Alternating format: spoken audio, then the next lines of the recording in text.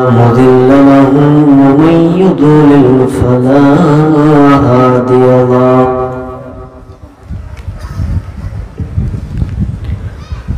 وأشهد أن لا إله إلا الله وحده لا شريك له وأشهد أن محمدا عبده ورسوله الذي أرسله بالحق بشيرا ونذيرا وداعيا إلى الله بإذنه وسراجا منيرا أما بعد فإن خير الحديث كتاب الله وخير الهدي هدي محمد صلى الله عليه وسلم وشر الأمور محدثاتها وكل محدثة بدعة وكل بدعة ضلالة وكل ضلالة في النار فقد قال الله تبارك وتعالى في كلامه المجيد وفرقانه الحميد أعوذ بالله من الشيطان الرجيم إلا تغفروا يعذبكم عذابا أليما ويستبدل قوما غيركم ولا تضروه شيئا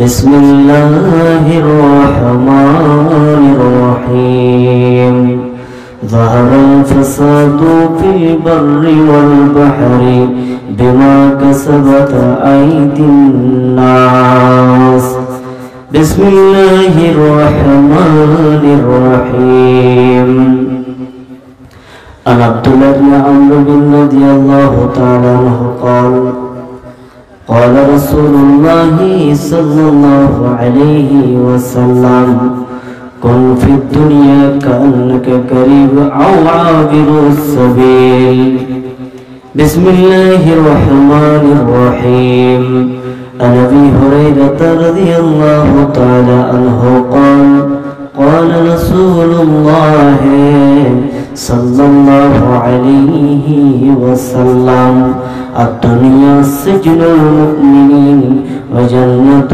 للكافرين উপস্থিত আজকে এই সভার সভাপতি মহাশয়, আমার সামনে বসে থাকা দিনদার ইমানদার মুমিন ভাই সকল এবং পর্দা থেকে সুন্নাহওয়ালী মা ও বোনেরা, আমি আপনাদের সামনে আজকে যে বিষয়টি নিয়ে আলোচনা করব বলে নিয়ত করেছি সেটি হচ্ছে বর্তমান মুসলিমদের অবস্থা। পৃথিবীতে শুধুমাত্র একটি প্রাণী যে তার নিজের বংশ পড়ায়, সে তার নিজের ইতিহাসকে জানতে চায়, মূল্যায়ন করতে চায়। আপনার বাড়িতে একটি সে আগেকার যুগের একটি কাঁসার থালা রয়েছে, কার? আমার দাদির, তার মায়ের। তো সেটাকে খুব আপনার আব্বা যত্ন করে রেখেছে। কেন? সেই আমার দাদির মায়ের এই থালাটা আমার মাকে দেওয়া হয়েছিল, আমার মা আবার সেটাকে আমাকে দিয়েছে। তার জন্য সেই থালাটাকে সেই আদি যুগ থেকে সেটাকে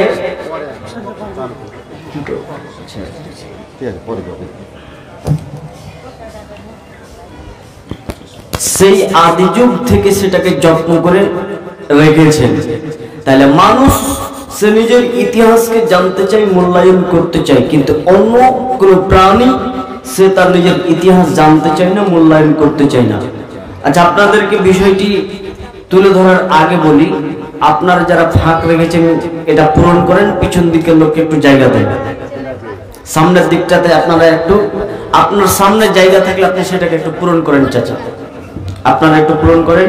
কিয়ামতের মাঠে আপনার এই জায়গাটা সাক্ষী দেবে, আবার যেটুকু আপনি আগিয়ে আসবেন সেই জায়গাটুকু সাক্ষী দেবে। কাজেই একটু আমরা সওয়াবের কাজও করে নিই।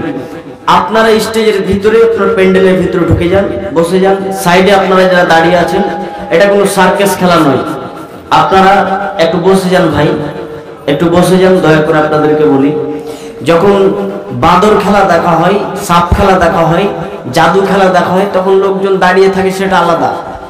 কিন্তু এখানে কোরআন হাদিসের মজলিস শান্ত হতে হবে। কাজে আপনারা সবাই শান্তভাবে বসে যান। আমাকে অন্তত 1 ঘন্টা সময় দেন, মোটামুটি 11টার দিকে উনি উঠে যাবেন। তো আপনারা অন্তত কিছুক্ষণ সময় দেন, তারপর আপনাদের বক্তা আবার আসবে আরেকজন, তিনিও আবার আসবেন জ্ঞান গর্ভ দিয়ে, তিনিও আলোচনা করবেন।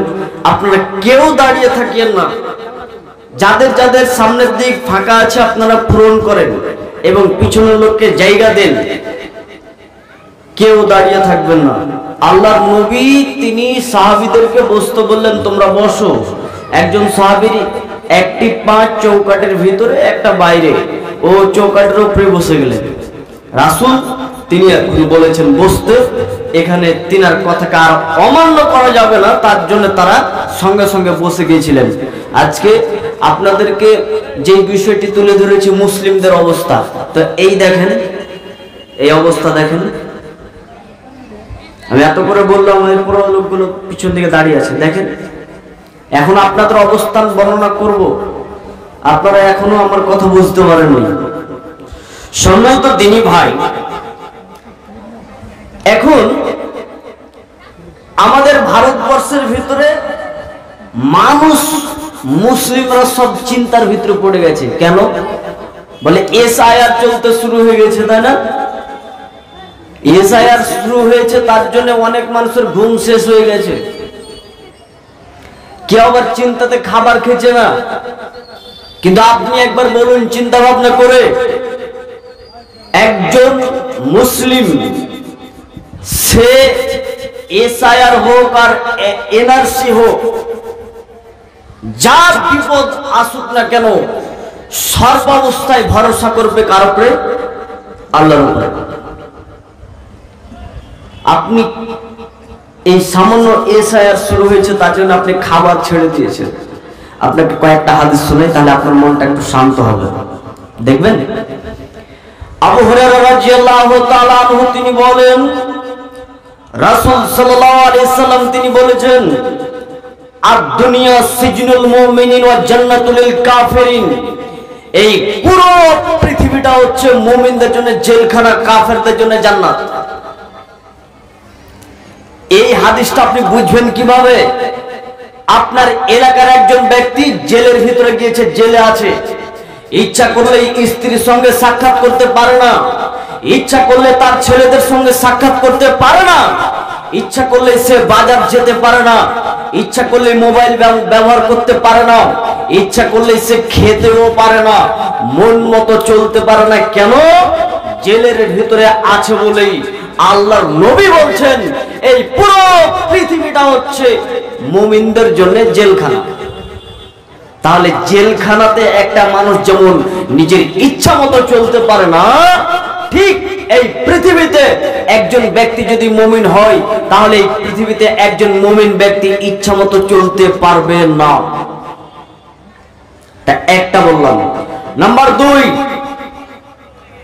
আব্দুল ইবনে ওমর রাদিয়াল্লাহু তাআলা আনহু তিনি বলেন, রাসূল সাল্লাল্লাহু আলাইহি সাল্লাম তিনি বলেছেন, সাহাবীদের ভিতরে আব্দুল্লাহ ছিলেন আল্লাহর, ওমর রাদিয়াল্লাহু তাআলা আনহুর ছেলে। তিনি বর্ণনা করছেন, আল্লাহর নবী আমার কাঁধের উপরে এইভাবে হাত দিয়ে বলছেন, আব্দুল্লাহ কুন ফিদ দুনিয়া কাআন্নাকা গরীব আও আবিরুস সাবিল। শুনে রাখো আব্দুল্লাহ, শোনো তোমাকে বলি, পৃথিবীতে চলার ক্ষেত্রে 2টা কথা আমার মাথায় রাখবে। 2টি কথা তোমার মাথার মধ্যে রেখো, এক কান্নাকা গরিব আও আবিরুস সাবিল, এক নাম্বার হচ্ছে তুমি পৃথিবীতে চলাফেরা করবে তুমি পথিকের মতো, আর একটা হচ্ছে প্রবাসীর মতো, মানে মুসাফিরের মতো। আপনি বলছেন পথিক কি বুঝলাম না, মুসাফির কাকে বলে বুঝলাম না। আচ্ছা, একজন ব্যক্তি আপনার এলাকা থেকে কলকাতা গিয়েছে 10 দিনের জন্য, তা উনি ওখানে 10 দিন থাকবে। তা 10 দিনের জন্য একটা ব্যাগ নিয়েছে, ব্যাগে একটা লুঙ্গি নিয়েছে, একটা শার্ট নিয়েছে, একটা আপনার গামছা নিয়েছে, কিছুগুলো সামথিং ওষুধ নিয়েছে, একটা পানির বোতল নিয়েছে, দিয়ে একটা মোটামুটি এই 5-6 কিলো ওজনের একটা ব্যাগ হয়েছে। এইটা নিয়ে ও কোথায় গেছে? কলকাতা। কতদিন থাকবে? 10 দিন। আচ্ছা বলুন তো, ও কি ওখানে সব দিনের জন্য, চিরদিনের জন্য সেখানে থাকার জন্য গিয়েছে কি? মাত্র 10 দিনের জন্য সে গিয়েছে, তার জন্য সামথিং কিছুগুলি ব্যাগে নিয়ে সেখানে গিয়েছে। সফর শেষ, আবার সে ফিরে চলে আসবে। আল্লাহ নবী বলেন, শোনো, এই পুরো পৃথিবীটা হচ্ছে সেই মতো, তোমরা পৃথিবীতে বসবাস করবে ওই মুসাফিরের মতো, তোমরা পৃথিবীতে বসবাস করবে মুসাফিরের মতো। শুনে রাখো, এই দুনিয়া নামের জগতের পরবর্তী জগৎ যেটা রয়েছে সেটি হচ্ছে পরকাল জগৎ, আখিরাতের জগৎ। এই জগতে যেতে গেলে প্রত্যেকটি প্রাণীকে মৃত্যুর স্বাদ গ্রহণ করতে হবে। অতএব কোনো ব্যক্তি যদি বলে আমি আখিরাত দেখব, তাহলে তার প্রথমে আগে মওতটাকে গ্রহণ করতে হবে। তো শুনে রাখো, তোমরা পৃথিবীতে কেউ থাকবে না। কেউ এসেছো 60 বছরের জন্য, কেউ এসেছো 70 বছরের জন্য, কেউ আবার 20 বছরের জন্য, কেউ আবার 10 দিনেরও জন্য। অতএব তোমরা দুনিয়াতে চলাফেরা করার ক্ষেত্রে একটা কথা মনে রাখছো, মুসাফির অবস্থায় তোমরা দুনিয়াতে বসবাস করবে। আর একটা হচ্ছে পথিকের মতো। পথিকের মতো, পথিক মানে আপনি কলকাতা যাবেন, তা ট্রেন ধরবেন কোথায়? হরিশ্চন্দ্রপুরে। হরিশ্চন্দ্রপুরে ট্রেনটা দাঁড়াবে, তো সেখানে প্যাসেঞ্জার ওইখানে একটু বসবে, ট্রেনের অপেক্ষা করবে। তার জন্য ওখানে বেশ কিছুগুলি চেয়ারকে সাজানো হয়েছে এবং উপরে একটা ছাদ দেওয়া হয়েছে, যাতে করে বৃষ্টি এবং রোদ যেন আমার যাত্রীদেরকে যেন না লাগে। ট্রেন যখনই আসবে তখন আপনি গাড়িতে চড়ে গন্তব্য স্থানে আপনি চলে যাবেন, যেতে শুরু করবেন। তাহলে আপনি এতক্ষণ পর্যন্ত প্ল্যাটফর্মে বসেছিলেন কিসের অপেক্ষায়? ট্রেনের অপেক্ষায়। ট্রেন আসলো, আপনি উঠে আবার চলে গেলেন। আল্লাহ নবী বলেন, শোনো, ওই প্ল্যাটফর্মে যে বসেছিলে ঠিক এই রকম তোমরা দুনিয়াতে চলাফেরা করার ক্ষেত্রে দুনিয়াতে তোমরা এইভাবে চলো। তোমার জন্য মওতের গাড়ি কখন না তোমার বাড়ির দরজায় চলে আসে। কাজেই তোমরা সবাই পথচারীর মতো, পথিকের মতো সব বসবাস করো। সব সময় মনে রাখবা কখন তোমার মওত চলে আসবে। এবার আপনি বলুন, এসআইআর নিয়ে চিন্তিত হবেন এরপরেও? একজন মুমিন এসআইআর হোক, এনআরসি হোক, ফাঁসি হোক, সুলি হোক, পৃথিবীর যা কোনো সমস্যা হোক না কেন, এই মুমিন কোনো মতেই সেটিকে, সে নিজের ব্যাপারে, সে কোনো মতেই সেই ব্যাপারে চিন্তিত হয়ে সে নিজেকে হার্টফেল করতে পারে না। আবু হুরায়রা রাদিয়াল্লাহু তাআলা আনহু তিনি বলেন, রাসূল সাল্লাল্লাহু আলাইহি সাল্লাম তিনি বলেছেন, মান ইউরিদিল্লাহু বি খাইরান ইউসিব মিনহু। আল্লাহ যার ভালো চাই তাকে বিভিন্ন বিপদ দেয়, আল্লাহ যার ভালো চাই তাকে বিভিন্ন অসুখ দেয়, আল্লাহ যার ভালো চাই তাকে বিভিন্ন মুসিবতে ফেলে রাখে। এবার আপনি চিন্তিত এরপরও হবেন? আচ্ছা, এখন বর্তমানে আমাদের ভারতবর্ষে দেখা যাচ্ছে একটা কথা যে এসআইআর এ যদি নাম না আসে তাহলে ওকে বাংলাদেশে পাঠিয়ে দিবে। আচ্ছা ঠিক আছে, তাহলে আমরা এতদিন ভারতবর্ষে বসবাস করলাম, বাংলাদেশে গিয়ে থাকবো, কি খারাপ আছে কিছু? সেখানে গিয়ে বসবাস করব। আচ্ছা, আপনি একটু পরীক্ষা করবেন, যদি আপনার আত্মীয় স্বজন থাকে বাংলাদেশে, তাহলে একটু পরীক্ষা করবেন যে তোমাকে 10 বিঘা জমি লিখে দেবো তোমার নামে, এখানে চলে এসো, এখানে বাসস্থান করে নাও, এখানে তোমাকে থাকতে হবে। ও বলবে ভিক্ষা করে খাবো, এরপরও বাংলাদেশ থেকে ভারতে যাব না। তার মানে আমাদের মুসলিমরা এই ভারতবর্ষে এসেছে খুব কম সংখ্যক, খুব কম। অধিকাংশই হিন্দুগণ এই ভারতবর্ষে এসেছে তারা থাকার জন্য, বসবাস করার জন্য। একটা বুড়া বলছে যে আমি 1987 সালে ভারতবর্ষে এসেছি, তা আমার এখন পর্যন্ত নাগরিকত্ব আমাকে দেওয়া হয়নি, তো এখন নাকি বলছে তারা নাগরিকতা দিবে। মানে এতদিন যাবত পেল না, এখন আবার কেউ ওকে বোকা শিখিয়ে দিল। আচ্ছা শুনুন, সব থেকে মারাত্মক একটা ক্ষতি হচ্ছে কি জানেন, যে যারা বাংলাদেশ থেকে আর বিভিন্ন দেশ থেকে যারা এই ভারতবর্ষে ঢুকেছে, যারা এখন সিএএ ফর্ম ফিল আপ করবে, এখন সরকারের কাছে তার একটা নথিভুক্ত নাম হয়ে যাবে যে এই ব্যক্তি অন্য দেশ থেকে এসেছে, সে এই আজকে বিজেপি ক্ষমতায় রয়েছে, কালকে অন্য আবার ক্ষমতায় আসতে পারে, সেই দিন অবস্থা কি হবে? তার জন্য খুব সাবধান। সময় তো দিনী ভাই বলছিলাম, খবরদার এই বিষয় নিয়ে আপনারা চিন্তা করবেন না। এর আগে আরো অনেকবার এসআইআর হয়েছে, এর পরেও আপনি এখনো আপনার বাবার আপনার নাম রয়েছে, নাম নেই, ঠিক আছে, চিন্তার কোনো বিষয় নেই।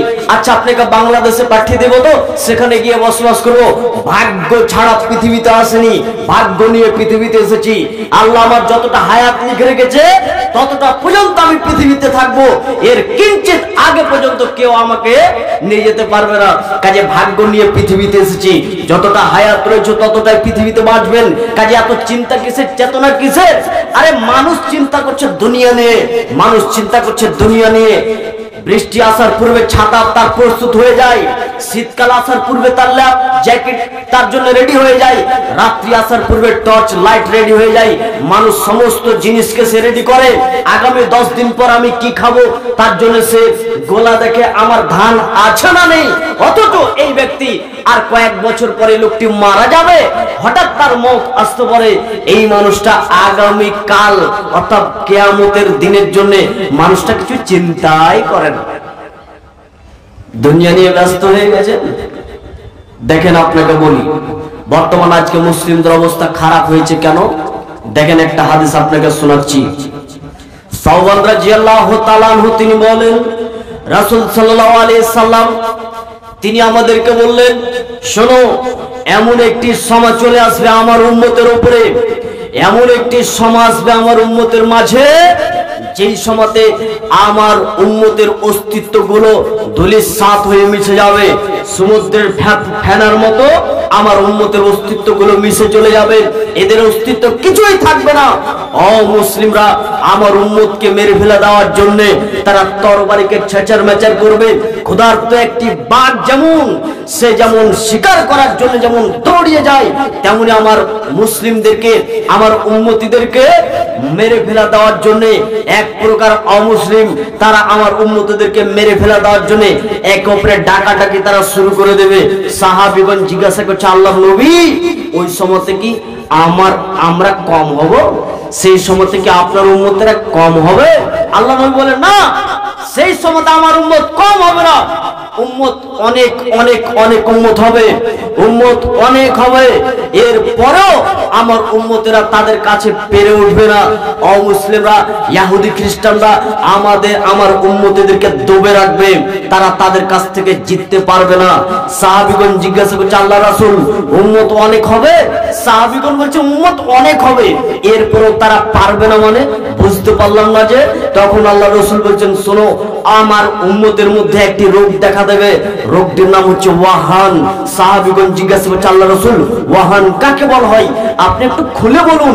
তখন আল্লাহ রাসূল বলছেন, হুব্বুদ দুনিয়া ওয়া কারাহিয়াতুল মাউত, আমার উম্মত দুনিয়া নিয়ে তারা ব্যস্ত হয়ে যাবে, দুনিয়াকে তারা ভালোবেসে নেবে এবং মওতকে তারা ঘৃণা করবে। কেমন?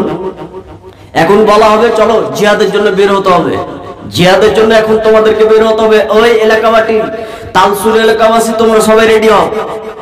তখন একটা লোক তখন বলে উঠবে, আমার 10 বিঘা জমি রয়েছে, আমার 3 তলা একটা বাড়ি রয়েছে, ছেলে মেয়েগুলো এখন লেখাপড়া করছে, এখন যুদ্ধতে যাব? এই লোকটা নিজের অর্থ সম্পদের দিকে দেখে এই লোকটা পিছন ফিরে নেবে। আরেকটা লোককে বলা হবে চলো, তখন ও বলবে এখন যুদ্ধ দিকে জান দিতে যাব। সামান্য আন্দোলনের জন্য তো বের হয়েছে না, যুদ্ধের জন্য যেতে যাবে জান দিতে। রাসূল সাল্লাল্লাহু আলাইহি সাল্লাম তিনি বলেন, মৃত্যুকে তারা ঘৃণা মনে করবে, আর তারা দুনিয়া নিয়ে প্রাধান্য দিয়ে দিবে, দুনিয়াকে ভালোবেসে নেবে। অথচ আল্লাহ বলছেন বাল তুসিরুনাল হায়াতাদ দুনিয়া ওয়াল আখিরাতু খায়রু ওয়া আবকা। আমি আল্লাহ তোমাদেরকে বলছি, শুনে রাখো, যারা দুনিয়াকে ভালোবেসে নিয়েছো, যারা দুনিয়াকে প্রাধান্য দিয়ে দিয়েছো, আমি আল্লাহ তোমাদেরকে বলছি পরকাল অতি উত্তম এবং চিরস্থায়ী, দুনিয়া চিরস্থায়ী নয়। তাহলে এ দুনিয়া নিয়ে এত চিন্তা কিসের? জি ভাই, আজকে মুসলিমদের উপরে এত রকম বিভিন্ন দেশে বিভিন্ন আমাদের স্টেটে আপনি দেখতে পাবেন মুসলিমদের উপরে কাকে ধরে বলছে জয় শ্রীরাম বলো, কাউকে আবার ধরে বলছে যে বলো বন্ধ ইনকালাব বলো, আবার কাউকে বলছে যে আমাদের দেবদেবীকে শ্রদ্ধা করো, কাউকে আবার বলছে জোর করে বলছে চাঁদা দাও, সব রকম চলছে। আচ্ছা আপনি একবার চিন্তা ভাবনা করুন তো, আচ্ছা আমাদের ভুলের কারণে কি আল্লাহ আমাদেরকে এরকম শাস্তি দিচ্ছে, নাকি আল্লাহ আমাদেরকে পরীক্ষা নিচ্ছে? কোন দিকটা ধরবেন? আচ্ছা আপনাদের তাহলে সামনে একটু খুলে ধরি। আল্লাহ সূরা তওবার ভিতরে আল্লাহ বলছে মানুষ 8টা জিনিসকে নিয়ে বেশি প্রাধান্য দিয়ে দিয়েছে। কয়টা জিনিস বললাম? 8টা জিনিস, 8টা। আর 3টা জিনিসকে এরা প্রাধান্য দেয় না। বলে আপনি এর মধ্যে আছেন? আচ্ছা সেটা আপনি চিন্তা ভাবনা করুন তো। আল্লাহ বলছেন 8টা জিনিসকে নিয়ে মানুষ যখন বেশি প্রাধান্য দেবে, আমি আল্লাহ তাদের উপরে গজব দিব, শাস্তি দেব, বিভিন্ন প্রকার শাস্তি আমি আল্লাহ তাদের উপরে চাপিয়ে দেব। কি 8টা? মহান সাহেব বলেন। ঠিক আছে, খুব তাড়াতাড়ি বলছি। মহান আল্লাহ বলেন কুল, হে নবী তুমি বলে দাও, কুল ইন কানা আবাউকুম, বাপের মহব্বত, ওয়াবনাউকুম, সন্তানের মহব্বত, ওয়াইখওয়ানুকুম, ভাইয়ের মহব্বত, ওয়া আশিরাতুকুম, বন্ধু বান্ধবদের মহব্বত, ওয়া আমওয়ালুন ইকতারাফতুমুহা, নিজের দুই হাতের সঞ্চিত মালের মহব্বত, ওয়া তিজারাতুন তাকশাউনা কাসাদাহা, এবং যেই ব্যবসাটা করবে, এই ব্যবসাটা ক্ষতি হলে তার লস হতে পারে, এটা তার ভিতরে ভয় থাকবে। ও মাসাকিনু তারদাউনাহা, এবং অট্টালিকার মহব্বত মাঝে একটা ছুটে গেছে, ওয়াজওয়াজুকুম, বিবির মহব্বত। 8টা জিনিস আল্লাহ নবী আল্লাহ বলছেন 8টা জিনিসকে নিয়ে প্রাধান্য দিয়েছেন। 1 বাবার, 2 সন্তান, 3 ভাই, 4 স্ত্রী, 5 আত্মীয় স্বজন, 6 ব্যবসা বাণিজ্য, 7 নিজের 2 হাতের সঞ্চিত মালের মহব্বত, এবং 8 আল্লাহ রাসূল আল্লাহ বলছেন অট্টালিকার মহব্বত, বাড়িটা সুন্দর করে বানিয়েছে এটা। এই কথা আল্লাহ বলছেন, বলে এই 8টা কথা বলেই আল্লাহ বলছেন আহাব্বা ইলাইকুম মিনাল্লাহি ওয়া রাসূলিহি ওয়া জিহাদিন ফি সাবিলিহি। 3টি কথা, আল্লাহর মহব্বত, রাসূলের মহব্বত, এবং দ্বীন ইসলামকে টিকিয়ে রাখার জন্য জিহাদ করতে হবে, দ্বীন ইসলামের মহব্বত। এই 3টির মহব্বত মানুষের অন্তরে কমে গেছে। এখন আপনি উঠে বলছেন মাওলানা সাহেব এতগুলো আমরা টাকা দান করলাম, দ্বীন ইসলামকে আমরা ভালোবাসি না? আমাদের তো গ্রামে মসজিদ হয়েছে, আমরা তো নামাজ পড়ি টুটা ফোটা, জুমারটা তো অন্তত পড়ি, কেন আল্লাহকে ভালোবাসি না? একজন ব্যক্তি যদি আমাদের সামনে যদি আল্লাহর বিরোধিতা কোনো কাজ করে, আমরা তার বিরুদ্ধে দাঁড়িয়ে যাই, করি না? আচ্ছা ঠিক আছে আপনি করেন, তো আল্লাহ আপনাকে বলছেন স্ত্রীর সাথে ভালো আচরণ করো, ভালো আচরণ করতে বলেছে। বাবার সঙ্গে ভালো আচরণ করো, ভাই বাবার সঙ্গে ভালো আচরণ করতে বলেছে। ভাইয়ের সঙ্গে, নিজের সন্তানের সঙ্গে, নিজের অর্থ সম্পদের উপরে, নিজের বাড়ির প্রতি আপনাকে আল্লাহ তো বলেছেন এদেরকে নিয়ে তুমি ব্যস্ত থাকো, কিন্তু বলেছেন আহাব্বা ইলাইকুম মিনাল্লাহি। যদি এই 8টি থেকে যদি 3টাকে যদি কম প্রাধান্য দাও, কেমন? আপনি আপনার ছেলেকে নিয়ে এখন মাঠে কাজ করছেন, তা আপনি আর মাত্র কয়েক মিনিট পরে কাজটা শেষ হয়ে যাবে, মোটামুটি আর 15 মিনিট করলে কাজটা শেষ হয়ে যাবে। তা আপনার মসজিদে আজান চলছে, তা আপনার ছেলে বলছেন আব্বু আজান চলছে এখন নামাজ পড়তে যাব, তখন আপনি বলছেন দূর বাংলা, আর তো মাত্র কয়েকটা মিনিট সময় রয়েছে, এই কাজটুকু করে নি। এখন এই জায়গাতে বলুন, এই ছেলেটা যদি কাজ করতেই থাকে, তাহলে আল্লাহর থেকে কাকে বেশি প্রাধান্য দেওয়া হলো? নিজের বাবাকে। যদিও বাবার কথা প্রাধান্য দিতে হবে, কিন্তু এখন আল্লাহর সঙ্গে টকরাও হয়েছে, এখন কাকে প্রাধান্য দিতে হবে? আল্লাহকে প্রাধান্য দিতে হবে, কিন্তু আমরা সেটা না করে দিয়েছি কাকে? আমরা বাবাকে। দেখবেন আপনি আব্দুল্লাহ ইবনে উবাই বড় একজন মুনাফিক, মদিনাতে আসবে। আল্লাহর নবী যখন মদিনাতে আসছে, তো মদিনাতে ঢুকে ওরা বলেছেন লা ইউখরিজান্নাল আযু মিনহাল আজাল, বলেছেন আরে শুনো, আমরা যদি মদিনাতে ঢুকি তাহলে হিন নবীকে মদিনা থেকে তাড়িয়ে দেব। মানে আব্দুল্লাহ ইবনে উবাই বড় একজন মুনাফিক, তো ও বলছে মদিনাতে আমরা ঢুকে মুহাম্মদকে তাড়িয়ে দেব, এই কথা বলছে, মুহাম্মদকে আমরা তাড়িয়ে দেব। তো এই কথা তার ছেলে কিন্তু কানে রয়েছে, বিবেকে রয়েছে। একদিন আব্দুল্লাহ ইবনে উবাই ঢুকছে কোথায়? মদিনাতে। তখন আল্লাহর নবীর কাছে তার ছেলে আব্দুল্লাহ ইবনে উবাইয়ের ছেলে বলছেন, আল্লাহর নবী আপনি একবার আমাকে পারমিশন দেই, এই তরবারিটা খুলে রেখেছি, বাবার গর্দনকে উড়িয়ে দেব। আমি আপনাকে দেখাতে চাচ্ছিলাম যে বাবার থেকে আল্লাহর রাসূলকে ভালোবাসে। দেখবেন আবু বকর সিদ্দিক এবং তার সন্তান আব্দুর রহমান একই যুদ্ধে বদরের প্রান্তে যুদ্ধ করছে, বারবার সন্তানের তরবারির নিচে আবু বকর পড়ে যাচ্ছে। তো এইভাবে তার সন্তান ছেলে বারবার তরবারিটাকে হটিয়ে নিয়ে চলে যাচ্ছে, মারছে না, বাবাকে মারবো, এইভাবে তরবারিটাকে টেনে নিচ্ছে। একদিন খেতে বসে যুদ্ধ শেষ, এখন আব্দুর রহমান ইসলাম কবুল করেছে, তো একসঙ্গে খেতে বসেছে, এখন গল্প শুরু হচ্ছে দিয়ে তখন আব্দুর রহমান বলছেন যে মা জানো খবর? বলে কি? বলে আব্বা আমার তরবারের নিচে বেশ কয়েকবার পড়েছিল, আমি আব্বা বলে ছেড়ে দিয়েছি। আবু বকরের বেটা বলছে যে আমার তরবারের নিচে পড়েছিল, ছেড়ে দিয়েছি। তখন আবু বকর সিদ্দিক রাদিয়াল্লাহু তাআলা আনহু তিনি এবার কি জবাব দিচ্ছেন শুনুন। বেটা শোনো, যখন বদরের প্রান্তে যখন আমি যুদ্ধের জন্য রওনা হই, তখন আমার চোখের সামনে সব থেকে বড় দুশ্মন ছিল তুমি। আমি ভাবতাম, আমি সব সময় এই টার্গেট নিয়েছিলাম, কখন আমি আমার ছেলে আব্দুর রহমানকে পাবো, যেখানেই পাবো সেখানেই তোমাকে আমি মারবো। কিন্তু ভাগ্যক্রমে আল্লাহ হয়তো তোমার মত সেইভাবে লিখে রাখেনি, এই জন্য আমি তোমাকে মারতে পারিনি। দেখেন সন্তানের থেকে কাকে ভালোবেসেছিল? দ্বীন ইসলামকে। কারণ সন্তান কাফের, সন্তান তখন কি ছিল? কাফের। আল্লাহ বলছেন আজকে বর্তমানে মানুষ 8টা জিনিসকে নিয়ে প্রাধান্য দিয়েছে। সকালে স্ত্রী বলেছে কিছু বাজার করতে হবে, তাই সে বাজার করলো। ছেলে বলছে আব্বু স্কুল যাবো, কিছু টাকা লাগবে, তাই দিল, স্কুলে রেখে আসলো। আপনি কোদালটাকে ঘাড়ে করে নিয়ে আপনি চলে গেলেন আপনার কেনা জমিতে, সেখানে গিয়ে আপনি চাষবাস করলেন, জমিতে ফসল আপনি বীজ দিয়ে চলে আসলেন। আপনার দুনিয়াতে সমস্ত কাজ চলছে। বন্ধুর সঙ্গে আপনি চলে গেছেন চায়ের দোকানে, সেখানে আপনি চা খাচ্ছেন, একসঙ্গে কত আড্ডা। আল্লাহ 24টা ঘন্টা আল্লাহ দেখে বলছেন বান্দা কোন দিকে চলছে। এই সমস্ত কিছু আল্লাহ দেখে আল্লাহ আমাদেরকে একটা কথা বলছেন, ফাতারাব্বাসু হাত্তা ইয়াতিয়াল্লাহু বিআমরিহি, তোমরা তাহলে অপেক্ষা করো, আমি আল্লাহর আযাবের তোমরা অপেক্ষা করো, আমি আল্লাহ তোমাদের উপরে আযাব ছেড়ে দেব। বলুন এবার আমাদের উপরে এত রকম বিপদ আসছে আমাদের নিজের কর্মের কারণে কিনা? নিজে আমরা কতটা মুমিন, আমরা নিজে কতটা আমরা সার্টিফাই? বলুন এখানে আপনার যে যতগুলো আপনারা লোক বসে রয়েছেন, একজন বলবেন যে আমার 10টা সূরা খুব ভালো করে মুখস্থ আছে, বলতে পারবেন? 10 জন সাহাবীর নাম, 10 জন নবীর নাম, ইসলাম শব্দের অর্থ কি? তাহলে মুসলিম রূপে আমরা আজকে কলঙ্কের মধ্যে আমরা রয়েছি।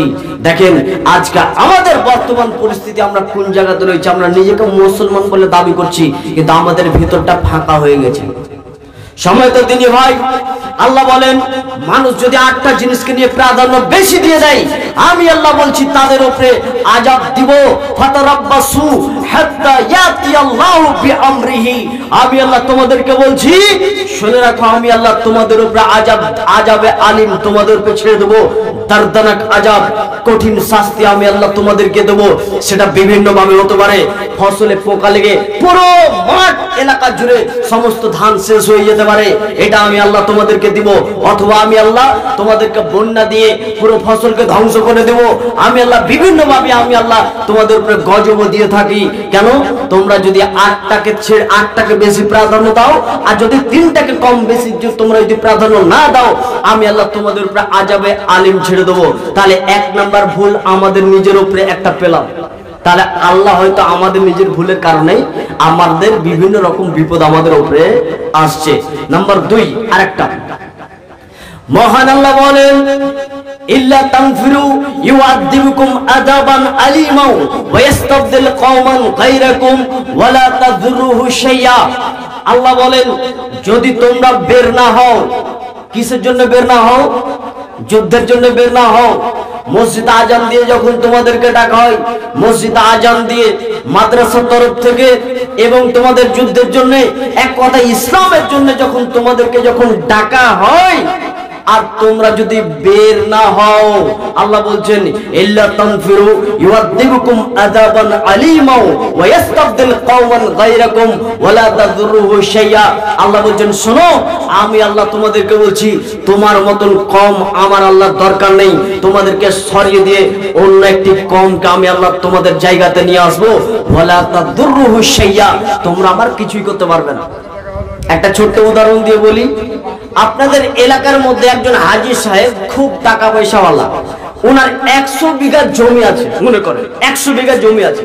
তো আগেকার যুগে, আগে প্রায় আজ থেকে প্রায় 15-20 বছর আগে ওই বলদ গাই দিয়ে লাঙ্গল দিয়ে চাষ করতো না, করতো আগে।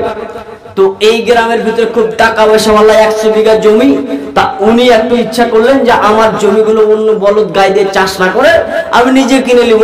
তো একটা বলদ গায়ের দাম 2.5 লক্ষ টাকা করে, তা দুটাতে 5 লক্ষ টাকা হয়েছে। তা এখন খুব মোটা তাজা একেবারে কিনে নিয়ে এসছে। তা এলাকা জুড়ে খুব দোল পিটলো, হাজী সাহেব 5 লক্ষ টাকা দিয়ে দুটা বলদ গাই কিনেছে। সবাই বলছে তাই নাকি? বলে হ্যাঁ, বিশাল আশ্চর্য ব্যাপার। বলে চল তাহলে আমরা দেখে আসি কেমন করে লাঙ্গল চাষ করে। তার জমিতে নিয়ে গেছে, রাখাল এখন জমিতে নিয়ে গেছে, তার উপর এখন লাঙ্গল দিয়ে দিয়েছে। এখন পিছন দিকে একটা বাড়ি দিয়ে আগাবে, একটা বলদ দই করে কাদাতে পড়ে থেকে গেল। এত মাছ উঠছেই না, পড়ে থাকলো তো থাকলো। হাজী সাহেব মুখটাকে ঢেকে বাড়ির দিকে চুপচাপ চলে গেলেন। গোটা এলাকার লোক সবাই ভিড় করে দেখতে এসছে জমি চাষ কিভাবে করে, আর একটা বলদ ধাই করে একদম যে পড়েছে, আর উঠেই না, গাজা বল। মুখে কাপড় দিয়ে বাড়ি চলে আসলেন। বেটাদেরকে নিয়ে এখন মিটিং চলছে কি করা যায়। তখন ছোট বেটা বলছে আব্বু এক কাজ করা যায়, তালসুর এলাকাতে একটা জালসা হচ্ছে, ওই জালসাটা কেটে দেন, পিস পিস করে দেবো, বিক্রি হয়ে যাবে মাংস। ঠিক করেছিস। এখন পিস পিস করে মাংসগুলোকে বিক্রি করে দিল 300 টাকা কেজির দরে। আচ্ছা আপনাদের কাছে আমার একটা প্রশ্ন, ওই হাজী সাহেবের যে 100 বিঘা জমি যে এই তিনার যে আছে, ওনার যে বলদ গাইটা যে এখন পড়ে গেল, চাষবাস হলো না, তাই বলে কি তার জমি পড়ে থাকবে না অন্য বলদ গাই দিয়ে চাষ করে নেবে? যে এরা চিন্তার মধ্যে পড়ে গেছে। ওই বলদ যে পড়ে গেছে, তো উনি আর চাষবাস করবেন না, না অন্য বলদ গাই দিয়ে চাষ করে নেবে? চাষ করে নেবে। মহান আল্লাহ বলেন ইল্লা তানফিরু ইউআযিবুকুম আযাবান আলীমা, যদি তোমরা বের না হও আল্লাহর পথে, যদি তোমরা বের না হও, মসজিদে আজান দেবে তখন তোমরা যদি বের না হও বাড়ি থেকে, যখন তোমাদেরকে ইসলামের ব্যাপারে যখন মাদ্রাসা তরফ থেকে তোমাদেরকে যখন ডাকা হবে, তখন তোমরা যদি বের না হও, জিহাদের ময়দানে ডাকা হবে, এরপরে তোমরা যদি বের না হও, আল্লাহ বলছেন ওয়া ইস্তাবদিল কওমান গায়রাকুম, তোমাদেরকে কচু কাটা করে কেটে তোমাদেরকে সরিয়ে দেব এবং অন্য একটি কমকে সেই জায়গাতে হাজির করব, আমার কোরআনের খিদমত তাদের দ্বারা দিয়ে করিয়ে নেব। ওয়ালা তাদুরুহু শাইআ, তোমরা কিছুই করতে পারবে না। আপনি এবার বলুন, আল্লাহর তরফ থেকে যখন ডাকা হয় তখন আপনি বের হচ্ছেন, মসজিদে বলছেন হাইয়া আলাস সালাম, তোর মুখের উপর কাপড়টা দিয়ে বলছেন ইমাম আর মুয়াজ্জিনে তোরা চালা, এখনো শুয়ে থাকবে বিছানায় আর যাবে না। বলুন আজকে আমাদের মুসলিমদের অবস্থা কোন জায়গায় পড়ে গেছে। আপনি আপনার ছেলে মেয়েদেরকে নামাজের কথাই বলতে পারেন, আপনি নিজেই যে পড়েন না নামাজ গো, এটা নিয়ে এক আশ্চর্য। এখন 40 বছর বয়স হয়ে গেছে, লোকটা নামাজ পড়ে না কেন? মুসলিম। মুসলিম কি আপনাকে টাইটেল দিয়েছে এই গরুর গোশত খেলে মুসলিম? জি না, বলে যাও।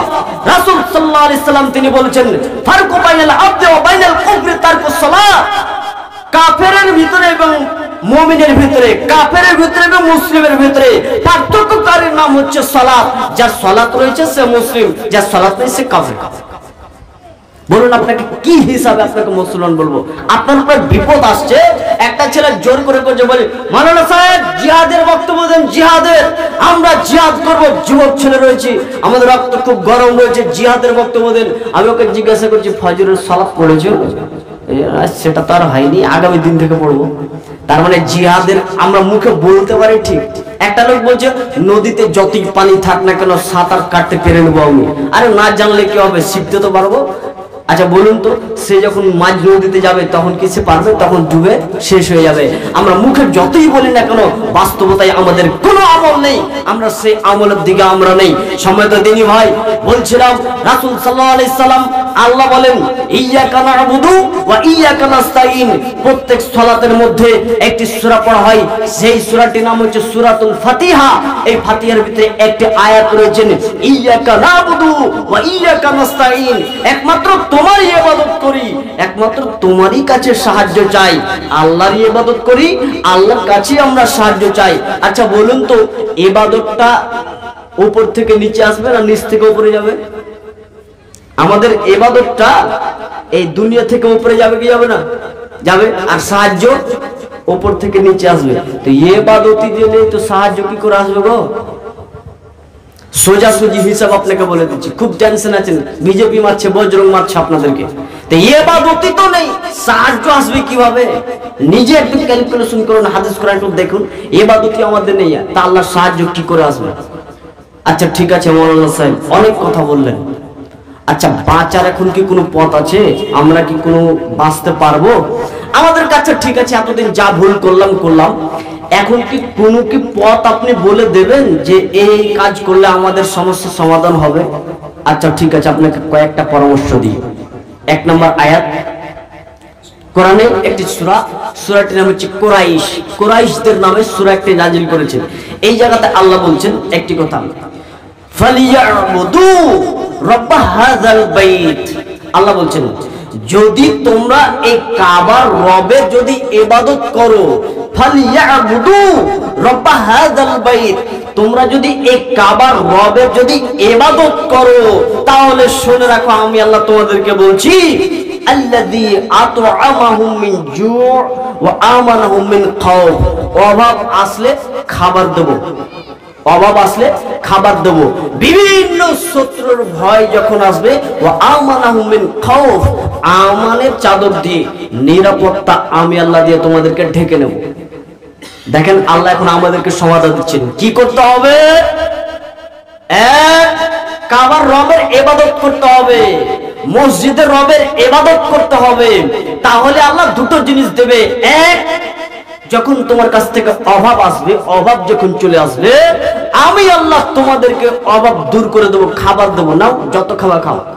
আর একটা হচ্ছে ওয়া আমানাহুম মিন খাউফ, যখন ভয় আসবে বিজেপি থেকে, বজরং থেকে, বিভিন্ন পার্টি থেকে, শত্রু দল যখন তোমাকে দিবে ভয়, বিভিন্ন ভয় যখন তোমার কাছে আসবে, আমি আল্লাহ তোমাদেরকে বলছি শুনে রাখো, তোমাদেরকে নিরাপত্তা দিয়ে আমি আল্লাহ ঢেকে নেব। যারা তোমাকে মারতে আসবে, উল্টে তুমি তো তাদেরকে মারবে। তাহলে এটা 1 নম্বর আপনাদেরকে পরামর্শ দিলাম, বাঁচার একটা বুদ্ধি। আরেকটা, মহান আল্লাহ বলেন ওয়া'আদাল্লাহুল্লাযীনা আমানু মিনকুম ওয়া আমিলুস সালিহাত লা ইস্তাখলিফান্নাহুম ফিল আরদি কামা ইস্তাখলাফাল্লাযীনা মিন ক্বাবলিহিম। আল্লাহ বলেন শোনো, আমি আল্লাহ তোমাদেরকে ওয়াদা দিচ্ছি, এটা কোনো নবী নয়, এটা কোনো সাধারণ মানুষ নয়, এটা ফেরেশতা নয়, কেউ আপনাকে ওয়াদা দিচ্ছেন না, ওয়াদা দিচ্ছেন কে? আল্লাহ। আল্লাহ ওয়াদা দিয়ে আমাদেরকে বলছেন শোনো, আমি তোমাদেরকে ওয়াদা দিচ্ছি, কাদেরকে? ওয়া'আদাল্লাহুল্লাযীনা আমানু মিনকুম ওয়া আমিলুস সালিহাত, যারা ঈমান নিয়ে এসেছে, ঈমান এবং যারা সৎ কর্ম করে, আমি আল্লাহ এই দুইটি গুণ যাদের ভিতরে রয়েছে, আমি আল্লাহ তাদেরকে ওয়াদা দিচ্ছি শুনে রাখো, লা ইস্তাখলিফান্নাহুম ফিল আরদি কামা ইস্তাখলাফাল্লাযীনা মিন ক্বাবলিহিম। আমি আল্লাহ জমিনের রাজত্ব পরিবর্তন করে দেব, জমিনের খেলাফত আমি আল্লাহ চেঞ্জ করে দিয়ে তোমাদের হাতে আমি আল্লাহ রাজত্ব দিয়ে দেবো, তোমরাই দেশ চালাবে, তোমরাই দেশে তোমরাই নেতা হবে, তোমরাই প্রধানমন্ত্রী হবে, তোমরাই মুখ্যমন্ত্রী হবে, তোমরাই দেশ স্বাধীন করবে। আমি আল্লাহ তোমাদেরকে ওয়াদা দিচ্ছি।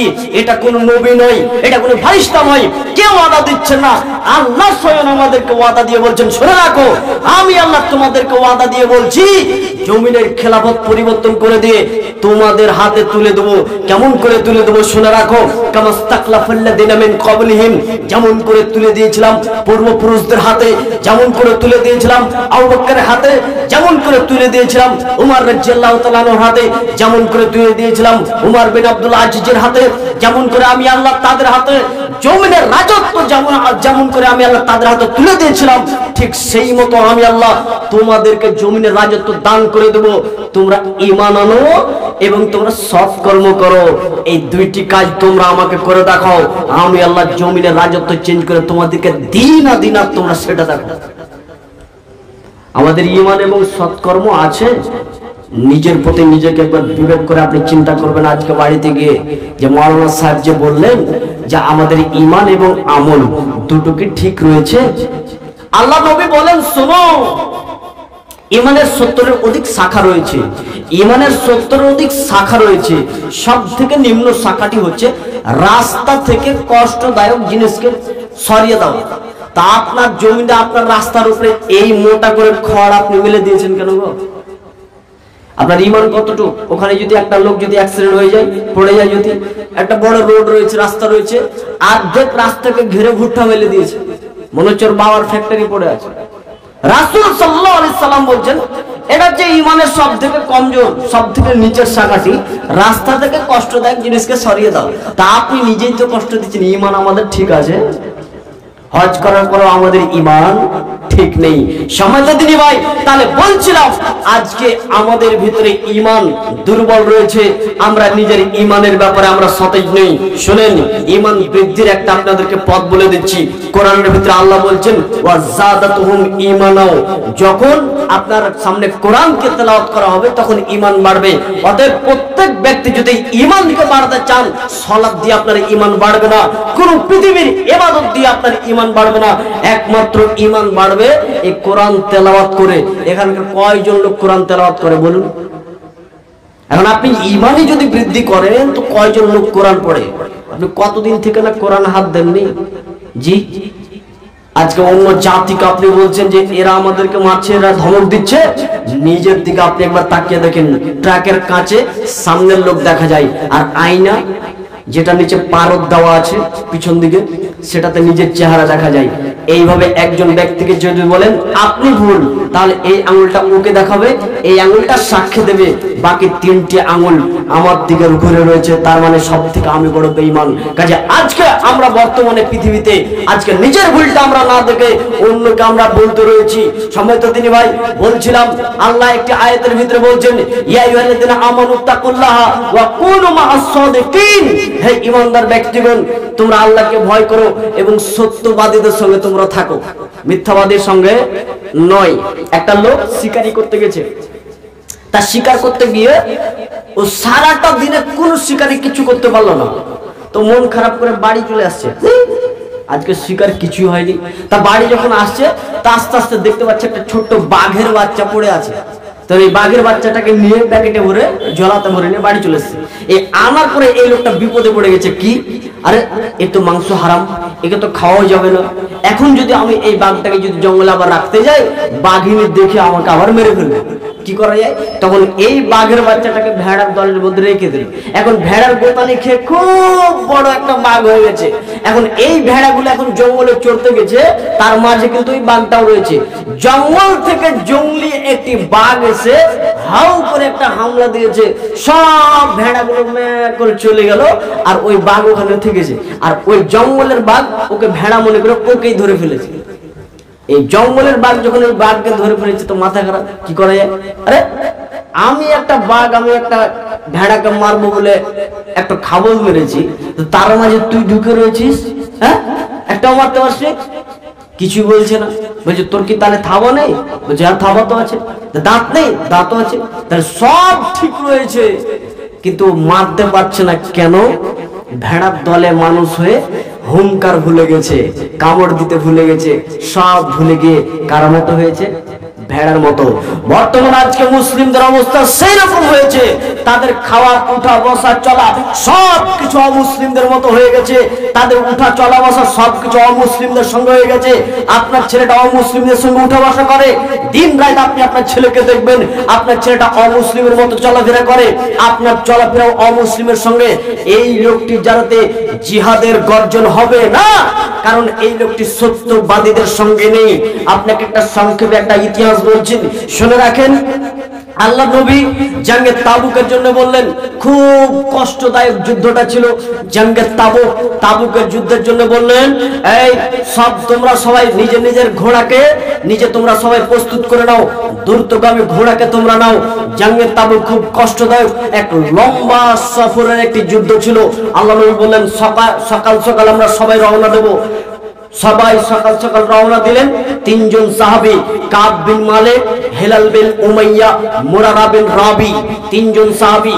কাব বিন মালিক বলছেন, আল্লাহর নবী আপনারা একটু আগে চলুন, একটু আগে চলুন, আমাদের কাছে রয়েছে দ্রুতগামী ঘোড়া, আপনারা আগে যান, আমরা পিছনে গিয়ে আমরা আপনাদের সঙ্গে হয়ে যাব, কাজে আপনারা একটু আগান, আমরা একটু পরে আসছি।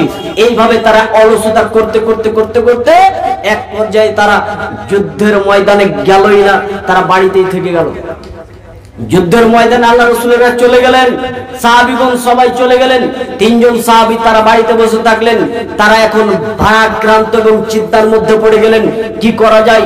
আমরা যুদ্ধতে যাওয়ার জন্য ওয়াদা দিলাম, আবার যুদ্ধতে না গিয়ে আমরা বাড়িতেই বসে থেকে গেলাম।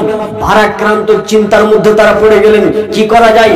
এখন যদি আল্লাহ রাসূল ফিরে আসেন, আমরা যদি বলি আল্লাহ রাসূল ভুলে গেছিলাম, যদি এখন মিথ্যা কথা বলি, তাহলে তো ওহী দিয়ে আল্লাহ নবীকে জানিয়ে দেওয়া হবে। কি করা যায়? মিথ্যা কথা বলবো না, সত্য কথাটাই তাহলে তুলে ধরবো। যখনই আল্লাহ রাসূল আবার ফিরে আসছে, তখন আল্লাহ রাসূলের সামনে তারা গিয়ে সালাম দিলেন। যখনই সালাম দিলেন, তখন আল্লাহ রাসূল মুচকে একটু হাসলেন, তবে হাসির ভিতরে কিন্তু একটু রাগ ছিল। আল্লাহ রাসূলের এই হাসিটা দেখে কাব বিন মালিক, তিনজন সাহাবী, এরা কিন্তু বুঝতে পারলেন আল্লাহ রাসূলের হাসিটা খুব একটা আমাদেরকে ভালো লাগলো না। মনের ভিতরে রাগ করে আল্লাহ রাসূল সালামের উত্তর দিয়ে হাসলেন। এরপরে সালাত আদায় করলেন। সালাত আদায় করার পরে আল্লাহ রাসূল সাহাবীদেরকে এলান করলেন, এই সাহাবীরা শোনো, এই তিনজন সাহাবী কাব বিন মালিক, হিলাল বিন উমাইয়া, মুরারা বিন রাবি, এই তিনজন সাহাবীর সঙ্গে তোমাদের খাওয়া, উঠা বসা, চলাফেরা সব কিছু বন্ধ, সোশ্যাল বাইকাট, তাদের সঙ্গে সব কিছু বন্ধ করে দেওয়া হলো। তিনজন সাহাবী এরা এখন ধুকে ধুকে তাদের এখন জীবন চলে, একদিন, দুই দিন, তিন দিন, চার দিন এইভাবে পার হয়ে যায়। তারা এক সাহাবী আরেক সাহাবীকে গিয়ে সালাম দিচ্ছে, কেউ তাদের সালামের উত্তর দেয় না। হাটে গিয়ে তারা একে অপরকে সালাম দিতে যাচ্ছে। যখনই এই তিনজন সাহাবীকে দেখছে, তখনই সাহাবীরা মুখ ফিরিয়ে এইভাবে মুখ ফিরিয়ে নিচ্ছে। তারা বলছেন, অনেক মানুষ থাকার পরেও মনে হচ্ছে এক অপরিচিত আমরা দেশে চলে এসেছি, মনে হচ্ছে আমাদেরকে কেউ চিনে না। এই সাহাবীদের তিনজনের সঙ্গে এমন এক আচরণ শুরু হলো, এদের সঙ্গে খাওয়া, উঠা, বসা, চলাফেরা সব কিছু বন্ধ। কেউ সালাম দিলে সালামের উত্তর দেওয়া হতো না। এক পর্যায়ে গাসসানের একজন বাদশা একটি চিঠি লিখে এই তিনজনকে বলছেন, এই কাব বিন মালিক, হিলাল বিন উমাইয়া, মুরারা বিন রাবি, তোমরা শুনো তিনজন, আরে মুহাম্মদ তোমাদেরকে ছোট করেছে, তোমরা নিয়ে একটা ভুল করেছো, যুদ্ধে যাওনি, তাই বলে তোমাদের সঙ্গে এমন আচরণ করেছে। শুনো শুনো শুনো, তোমরা চলে এসো আমাদের দলে, আমাদের দলে চলে এসো, আমরা তোমাদেরকে একটা ভালো মর্যাদাপূর্ণ জায়গাতে তোমাদেরকে বসিয়ে দেবো, সম্মানের স্থান দান করব। এই চিঠিটা যখন কাব বিন মালিক দেখছেন, দেখতে দেখতে দুইটি চোখের পানি জন্ম হয়ে পড়ছেন এবং চিঠিটাকে এইভাবে ছিঁড়ে দিয়ে সে আগুনের উপরে ফেলছেন আর কান্না করছেন আর বলছেন, আল্লাহ আজকে এমন একটা বড় ভুল করলাম যে আজকে বেঈমানেরা আজকে আমাদেরকে সুযোগ পেয়েছে, বেঈমানেরা চিঠি পর্যন্ত আমাদেরকে দিয়েছে যে তাদের দলে আমাদেরকে ডেকে নিচ্ছে। এক পর্যায়ে 40 দিন যখন হয়ে যায়, 40 দিন পরে এরপরে তো আরো কঠিন বিপদ। 40 দিন পরে আবার আল্লাহর তরফ থেকে হুকুম আসলো, এদের বাড়িতে যে স্ত্রী রয়েছে স্ত্রী থেকে তাদেরকে পৃথক করে দেওয়া হোক, এদের কাছে আর স্ত্রী থাকতে পাবে না, স্ত্রী থেকে আলাদা আলাদা করে দেওয়ার জন্য হুকুম দেওয়া হলো। সাহাবীগণ বললেন, স্ত্রীদেরকে কি তালাক দিতে বলেছে নাকি শুধু পৃথক হতে বলেছে? তখন আল্লাহ সাহাবীগণ বলছেন, না, তোমাদেরকে তালাক দিতে বলেনি, তোমরা শুধুমাত্র স্ত্রীর কাছে যাবা না। তখন কাব বিন মালিক, হেলাল বিন উমাইয়া, ইনি এত বৃদ্ধ ছিল যে তার ব্যাপারে একটু সুপারিশ করা হলো যে হেলাল বিন উমাইয়া তিনি অত্যন্ত বৃদ্ধ একজন সাহাবী, তো একটু তার জন্য পারমিশন দেন, তার স্ত্রী যেন তার খাবারটা, তার পোশাক আশাক যেন একটু কেচে দিতে পারে, এতটা আপনি পারমিশন দেন। আল্লাহ রাসূল বলছেন, আচ্ছা ঠিক আছে। হেলাল বিন উমাইয়া শুধুমাত্র সে তার স্ত্রীকে তার খাবার এবং তার কাপড় কেচে দিতে পারবে, তবে একসাথে মিলিত তারা হতে পারবে না। তিনজন সাহাবীকে আবার স্ত্রীকে পৃথক করে দেওয়া হলো। এই পর্যায়ে 10 দিন যখন আর হয়ে যায়, পুরো 50 দিন যখন হয়ে যায়, তখন কোরআন মাজিদের ভিতরে একটা আয়াত নাযিল হলো, ইয়া আইয়ুহাল্লাযিনা আমানুত্তাকুল্লাহা ওয়া কুনু মা'আস সাদিকিন, হে ঈমানদাররা তোমরা আল্লাহকে ভয় করো এবং সত্যবাদীদের সঙ্গে তোমরা থাকো। এই আয়াতটা নাযিল হয়ে তাদেরকে পবিত্র করা হলো এবং ঘোষণা দেওয়া হলো, তোমরা সবাই সত্যবাদীদের সঙ্গে থাকো এবং তোমরা আল্লাহকে ভয় করো। এই কথা বলে তাদের তওবা কবুল করা হলো। তাহলে এই 50 দিন যাবত তাদের উপরে এমন বাইকাট করা হয়েছিল, এমন একটা অবস্থান হয়েছিল যে তারা বলতো যে আমরা এমন একটি জায়গাতে পৌঁছে গেছি যে মনে হচ্ছে আমরা অপরিচিত একটা দেশে চলে এসেছি। শুধুমাত্র একটা ভুল, আল্লাহ নবী আপনারা একটু আগান, আমরা পিছনে পিছনে যাব, দ্রুতগামী ঘোড়া রয়েছে, আমরা পিছনে গিয়ে আপনাদের সাথ দিয়ে দিব। এই কথাটা বলেছিল। শেষ প্রায় যুদ্ধের ময়দানে যায়নি, তারা বাড়িতেই থেকে গেছিল। তার জন্য 50 দিন যাবত তারা তওবা করতে থাকলো। এরপরে তাদের তওবা কবুল হলো। আপনি বলুন, আপনাকে একটু বলছি, এই সাহাবীগণ যুদ্ধের ময়দানে যাবে বলে ওয়াদা করে যায়নি, তার জন্য তাদের তওবা 50 দিন যাবত তাদের তওবা কবুল হলো না। এক পর্যায়ে আয়াত নাযিল হয়ে তাদের তওবা কবুল করা হলো। আপনি একবার বলুন তো, আপনি একজন মুসলিম হবার পরও আল্লাহ রাসূলকে আপনি প্রতিদিন আপনি ওয়াদা খেলাপ করছেন। আপনি বলেছেন আশহাদু আল্লা ইলাহা ইল্লাল্লাহ, আমি সাক্ষ্য দিচ্ছি আল্লাহ ছাড়া সত্য কোনো ইলাহা নেই। আপনি বলছেন, এর মানে আপনি যখনই বলেছেন আল্লাহ ছাড়া সত্য কোনো ইলাহা নেই, তার মানে আল্লাহকে যখন এক বলে স্বীকার করেছেন, মুহাম্মদকে যখন নবী বলে আপনি স্বীকার করেছেন, তখন আপনি কয়েকটা জিনিস আপনি রেজিস্টার করেছেন। 1, 5 ওয়াক্তের সালাত আদায় করব, ছাড়বো না কোনোদিন। 2, হালাল উপার্জন করব, বেঈমানে আর উপার্জন করব না। এইভাবে আপনি হজের ব্যাপারে, ঈমানের ব্যাপারে প্রত্যেকটার উপরে আপনি তখন সার্টিফাই দিলেন। কিন্তু আপনি বলুন, আজকে সেগুলোর আপনি বিরোধিতা আপনি করতে শুরু করেছেন। শুধু সামান্য একটি ওয়াদা খেলাপের জন্য যদি 50 দিন যাবত যদি তাদেরকে এইভাবে ঝুলিয়ে রাখা হয়, তাহলে আপনার যে এই জীবনে আজকে 60 বছর হয়ে গেছে, আপনি রাসূল সাল্লাল্লাহু আলাইহি সাল্লামের সঙ্গে ওয়াদা দিয়ে কতগুলো ওয়াদা আপনি খেলাপ করেছেন। মুমিনের উপরে বিপদ এসেছে কাফেরের উপরে, বিপদ এসেছে মুমিনের উপরে, বিপদ এসেছে কাফেরের উপরে, বিপদ এসেছে মুমিনের উপরে। মুমিনের উপরে যখন বিপদ এসেছে তখন সে আল্লাহকে ধরেছে, আর কাফেরের উপরে যখন বিপদ এসেছে তখন কাফের নিজের শক্তি সাহস দিয়ে সেই বিপদটাকে দূর করতে চেয়েছে। একটা ছোট্ট উদাহরণ দিই। এখানে একটা এই বিশাল আকারে একটা পাথর আছে, মনে করুন পাথর। আমরা এখানে 4-5 জন মাওলানা মিলে আমরা পাথরটাকে টেনেছি। কত ওজন? 10 কুইন্টাল ওজন। পাথরটার ওজন কত? 10 কুইন্টাল ওজন। তা আমরা 4-5 জন মাওলানা মিলে খুব জোরে চাড়লাম, পারলাম না, খুব জোরে চেষ্টা করলাম, পাথরটাকে হিলাতেও পারলাম না। আমরা তখন বলছি, আচ্ছা ঠিক আছে, হাত টেনে নেব। হাত টানা হলো, দিয়ে আমরা 4-5 জন আলেম আমরা বলছি, আল্লাহর নাম নেন তো, আল্লাহর নাম নেন। এখন আল্লাহর নাম নেওয়ার সঙ্গে সঙ্গে পাথরটা এখান থেকে উঠে ওখানে চলে গেল। বলুন তো এটা সম্ভব? যে হাতই দিলাম না, পাথরটা এখান থেকে এখানে উঠে চলে গেল। বলে সম্ভব? বলে হ্যাঁ সম্ভব। বলে কি করে? রাসূল সাল্লাল্লাহু আলাইহি সাল্লাম তিনি বলেন, বনী ইসরাইলের 3 জন ব্যক্তি, এরা একদা তারা ঘুরতে গিয়েছিল এক পাহাড়ি এলাকায়। হঠাৎ করে এক প্লাবন এক জোরে একটি ঝড় আসলো, যার কারণে তারা বাঁচার জন্য একটি গর্তে, একটি গুহাতে তারা আশ্রয় নিল। পাহাড় থেকে একটি পাথর, বিশাল আকারে একটি পাথর গড়তে গড়তে গড়তে গড়তে এসে ওই পাহাড়ে, ওই গর্তের মুখে ওই পাথরটি চাপা পড়ে গেল। এখন তারা তিনজন মিলে তাদের শক্তি সাহস দিয়ে পাথরটাকে কিঞ্চিত পরিমাণ তারা সরাতে পারেনি। অনেক চেষ্টার পরেও পাথরটাকে কিঞ্চিত পরিমাণ তারা হিলাতে পারলো না। শেষ পর্যায়ে তারা বলছেন, আমাদের ভিতরে কি কোনো কারো ভালো আমল আছে? আমাদের ভিতরে কি কারো কোনো আমল আছে যে আমল দিয়ে আমরা আল্লাহকে আমরা দরখাস্ত দেব, আমলের ওসিলা দেব?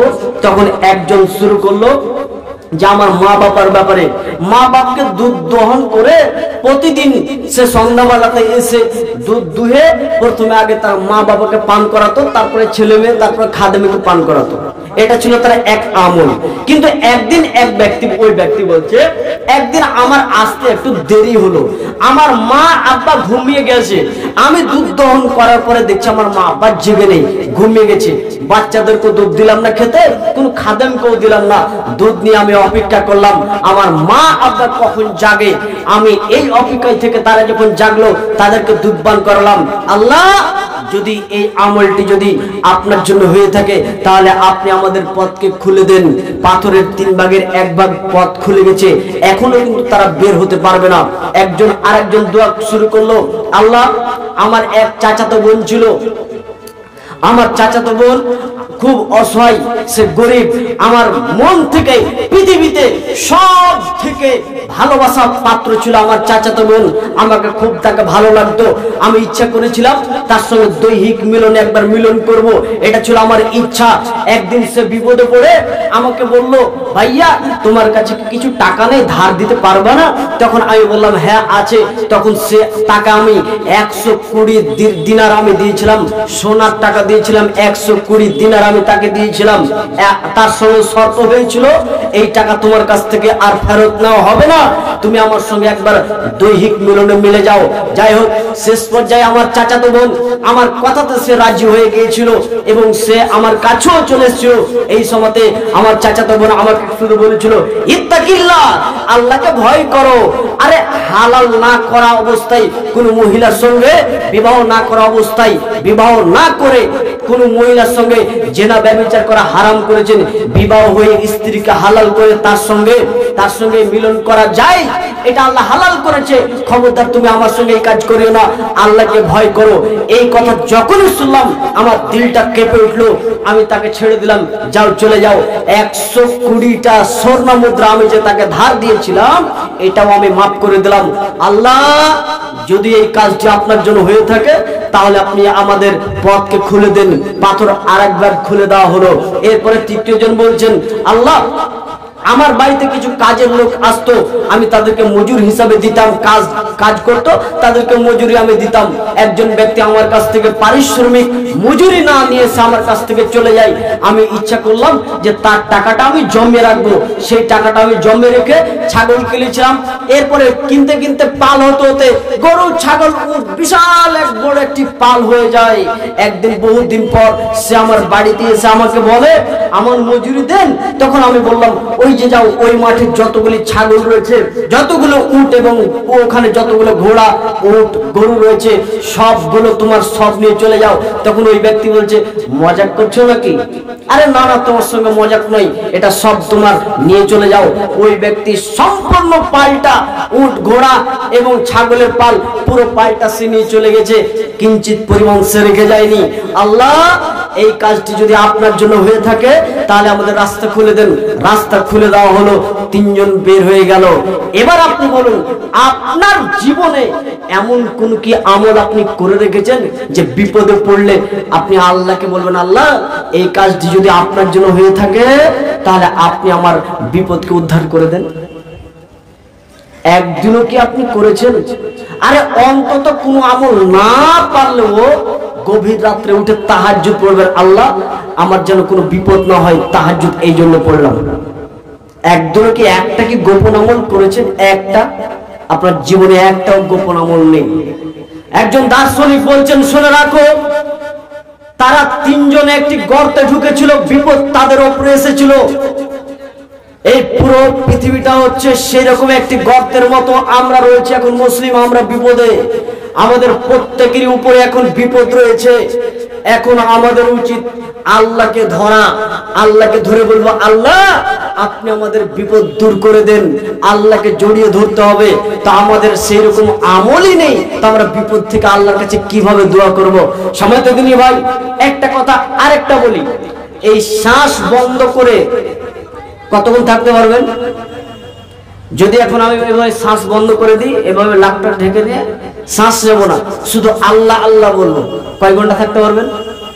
1 ঘন্টা কেউ থাকতে পারবেন? শুধু শ্বাসটাকে বন্ধ করে আল্লাহ আল্লাহ বলে পারবেন না। কিন্তু দেখেন শ্বাসটাকে বন্ধ করে দিয়ে আল্লাহ আল্লাহ বলে আপনি বেঁচে থাকতে পারবেন। দলিল বলে হ্যাঁ দলিল আছে। ইউনূস আলাইহিস সালামকে 3টি জুলুমাতের ভিতরে আল্লাহ বলেছিলেন। আল্লাহ বলছেন ইউনূস শোনো, পানির ভিতরে যেখানে অক্সিজেন পৌঁছাতে পারে না, পানির ভিতরে তোমাকে আমি ভরেছিলাম। ইউনূস শুনে রাখো, পানির ভিতরে তুমি ছিলে। ইউনূস পানির ভিতরে মাছের পেটের ভিতরে তুমি ছিলে। ইউনূস শুনে রাখো, মাছের পেটের ভিতরে পাকস্থলীর ভিতরে আমি আল্লাহ তোমাকে ভরে রেখেছিলাম। এরপরও তুমি আমাকে ডাকার কারণে মাছের ভেতর মাছ তোমাকে আবার বের করেছে অক্ষতভাবে। একটাও চুল পর্যন্ত ইউনূস আলাইহিস সালামের একটা চুল পর্যন্ত মাছের পেটের ভিতরে থেকে যায়নি। একমাত্র কার ক্ষমতা? আল্লাহ। আল্লাহকে ডেকেছে বলে।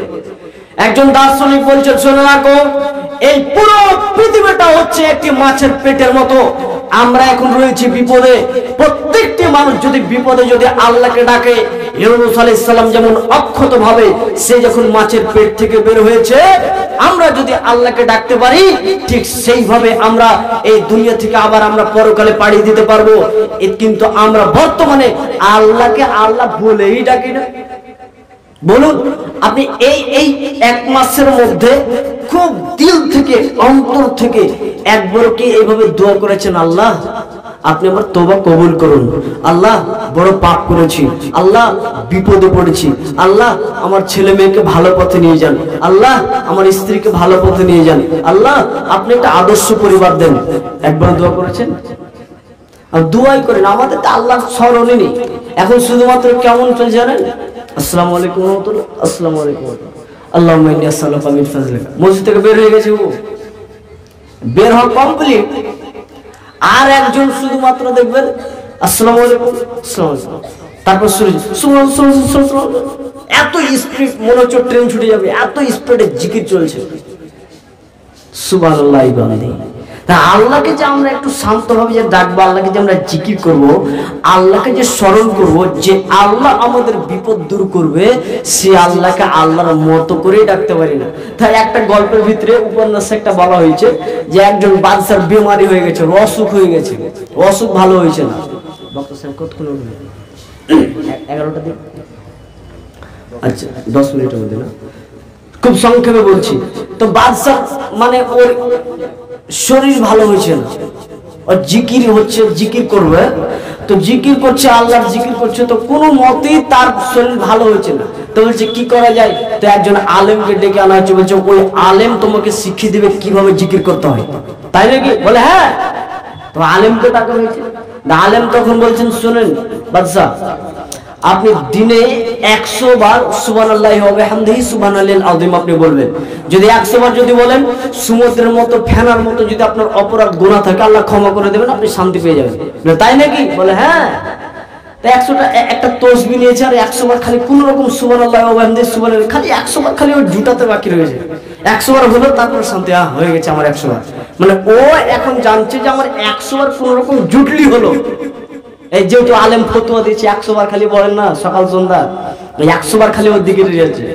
এখন মোটামুটি 40 দিন, 1 মাস 2 মাস হয়ে গেছে, ওই বাদশার এখনো মন শান্তি হচ্ছে না, এখনো অসুখ ধরে রয়েছে, মনের ভিতরে শান্তি নেই। বুঝছো, আলেমকে ডেকে নেই, আলেমকে ডাকালো, যাই আলেম তুই কি ফতোয়া দিয়েছিস, আমাকে জিকির করতে বলেছিস? হ্যাঁ, আজকে 1 মাস 2 মাস হয়ে গেছে, আজকে 2 মাস হয়ে গেল, আমার মনে শান্তি নেই কেন? এই সব শোন, একে জেলের ভিতরে বল, কাল সকাল 7টার দিকে ফাঁসি দেওয়া হবে। আলেম বিপদে। আলেম বলছে ফতোয়া কাকে দিলাম রে? বাদশাকে ফতোয়া দিলাম যে এইভাবে জিকির করতে হবে। বাদশা এখন ভালো হয়নি, আমাকে এখন ফাঁসি দিয়ে দিবে, তা বলে দিয়েছে এখন সকাল 7টার দিকে ফাঁসি হবে। তার ঘরের ভিতর খুব রয়েছে, খুব চিন্তার মধ্যে রয়েছে বাদশা, এই আপনারই আলেম।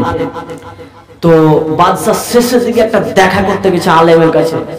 তো উল্টা পাল্টা দিয়েছো তুমি, 2 মাস যাবত খাটনি করলাম, একটাও আমার কোনো পরিবর্তন ঘটেনি। তা শেষ ইচ্ছা তোমার কি আছে বলো? কাল সকাল 7টার দিকে তো ফাঁসি হয়ে যাবে, তো শেষ ইচ্ছা তোমার কি কিছু আছে? তখন ওই আলেম তখন বলছে, জি হ্যাঁ, একটা আমার ইচ্ছা আছে, খালি ওটা পূরণ করে দেবেন, বাস তারপর ফাঁসি দিবেন। বলে কি করতে হবে? বলে কালকে 7টার আগে পর্যন্ত এই বাদশার যে দায়িত্বটা এটা আমাকে দিয়ে দেন, আর আপনি এমনি খালি থাকবেন আপনার সিংহাসনে, আর আমি দায়িত্ব পালন করবো। পর যারা সবাই বলছেন বাদশা খবরদার এই দিয়ে না। বাদশা চিন্তা ভাবনা করে দেখছে 7টার পর তো ফাঁসি হয়ে যাবে, তা রাতে কি করবে ও? তা যা, তোকে দিয়ে দিলাম, যা এখন তুই রাজত্ব কর। ওকে ঘর থেকে বের করে সিংহাসনে বসিয়ে দিয়েছে। এখন ওই আলেম এখন বাদশা হয়ে গেছে। একটা উপন্যাসের কথা বলছি আপনাদেরকে। তো এখন বাদশা হয়েছে কে? আলেম। তো এখন রাত্রিবেলাতে এখন বাড়ি যাবে সবাই, তো একজন বাদামওয়ালা, এই 4টি হালকা বাদাম রয়েছে, তো বাদাম বিক্রি করছে। বাদাম বাদাম নিয়ে যান, বাদাম পরিবারকে খাওয়ান, নিজে খান। তখন এই আলেম তখন এমন তো বাদশা হয়েছে, বলছে ওকে ধরিলে, ওকে ঘরের ভিতরে বল, কাল 6টার দিকে তোকে ফাঁসি দেওয়া হবে। এই মাথায় বাদামওয়ালা কাঁদতে শুরু করেছে। আরে একটু আমি বললাম বাদাম বিক্রি করতে হবে, তো ওই আলেম বলছে তুই জোরে করে এত চিল্লালি কেন? কানে ব্যথা হয়েছে, তোর কালকে সকাল 6টার দিকে তোর ফাঁসি হবে। তাহলে এই আলেমের ফাঁসি হবে কটার দিকে? 7টার দিকে। আর তার আগে আরেকটা ফাঁসির জন্য কেস হয়ে গেছে। এইবার এখন খেলাটা জমাচ্ছে ওই বাদশা, যে মানে নতুন এখন বাদশা হচ্ছে আলেম। এই বাদামওয়ালাটা কিন্তু খুব কান্না শুরু করছে। আমার বাড়িতে ছোট ছোট ছেলে মেয়ে আছে, আর আমার এখন ছেলে মেয়েকে দেখবে কে? আমাকে এখন ফাঁসি দিবে, খুব কাঁদছে। আল্লাযী খালাকাল মাউতা ওয়াল হায়াতা লিয়াবলুয়াকুম আইয়ুকুম আহসানু আমালা, জিকির শুরু করেছে, খুব কান্না করছে, কান্না করে করে কেঁদে চলে যাচ্ছে। এবার গভীর যখন রাত হয়েছে, রাত 12টা, তখন বাদশাকে বলছেন, ওই আলেম ওই বাদশাকে বলছেন, এই গ্রামের ভিতরে সব থেকে সুন্দর একটি মহিলাকে এখন এনে দেন। এনে দেওয়া হলো, দিয়ে ওই মহিলাটিকে কাপড়টাকে খুলে দিয়ে উলঙ্গ করে দিয়ে বলছে, যাও এই বাদামওয়ালার সঙ্গে তুমি যদি আজকে দৈহিক মিলনে যদি মিলন করতে পারো, তাহলে তোমাকে 10 লক্ষ টাকা পুরস্কার দেওয়া হবে। মহিলাটি 10 লক্ষ টাকা প্রাইজের জন্য মহিলাটি ঘরের ভিতরে ঢুকে বারবার বাদামওয়ালাকে ডাকছে, এসো কালকে 6টার দিকে তোমার ফাঁসি হয়ে যাবে। আমার জন্য অনেক যুবক তারা জান দিয়েছে, আমাকে পায়নি, আজকে তুমি পেয়েছো একাই, আমার সঙ্গে দৈহিক মিলন করে নাও। কিন্তু ওই বাদামওয়ালা ওই মহিলার দিকে একবারও তাকায় না, অঝর নয়নে কাঁদছেন আর আল্লাহকে ডাকছেন, আল্লাযী খালাকাল মাউতা ওয়াল হায়াতা লিয়াবলুয়াকুম আইয়ুকুম আহসানু আমালা। কাঁদতে রয়েছেন। এই সুযোগে ওই আলেম বাদশাকে এইভাবে নিয়ে গিয়ে, চলেন বাদশা একটু আমরা দেখে আসি গা, ওই বেশ্যা যে মহিলাটিকে ঢুকানো হয়েছে ঘরের ভিতরে, বাদামওয়ালার সঙ্গে কি কর্ম ঘটছে, চলেন একটু দেখি। তো বাদশা এইভাবে যখন দেখছে, তো ওই বাদামওয়ালা বারবার কান্না করছে আর আল্লাহকে ডাকছে আর দোয়া করছে, জিকির করছে, আর মহিলাটি বারবার ওকে ডাকছে। এরপরেও বাদামওয়ালা ওই মহিলার দিকে একবারও ঘুরে তাকায় না।